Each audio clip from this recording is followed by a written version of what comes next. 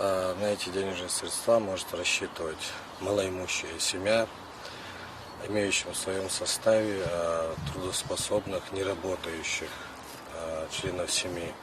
Это малоимущая семья, у кого доход ниже прожиточного минимума. Вот, в совокупности, если взять на всю семью. Также одиноко проживающие граждане, неработающие граждане. Документы подаются в отдел труда и социального развития по месту жительства. А что это за документы?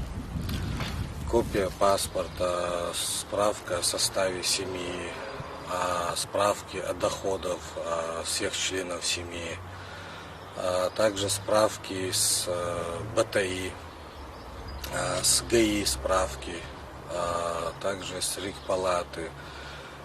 Например, условия, семья должна быть малоимущей, и, например, касательно, жилья, участка и так далее, то на всю семью у них может быть только одно домовладение, или квартира, в общем, одно жилье.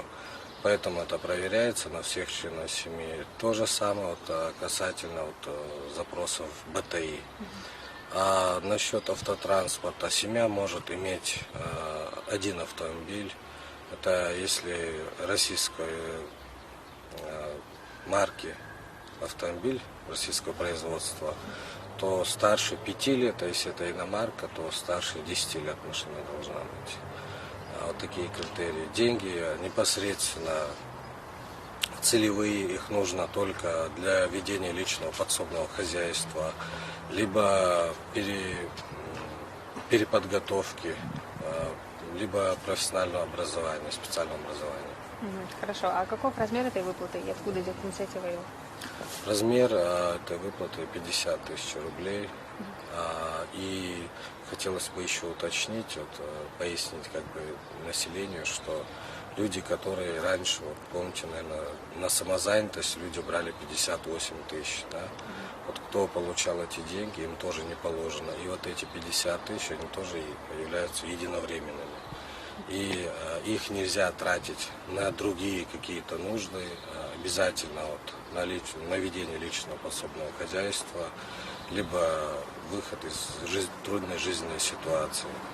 Хорошо. После подачи документов в течение какого времени они рассматриваются и когда можно эти деньги уже на руки получить?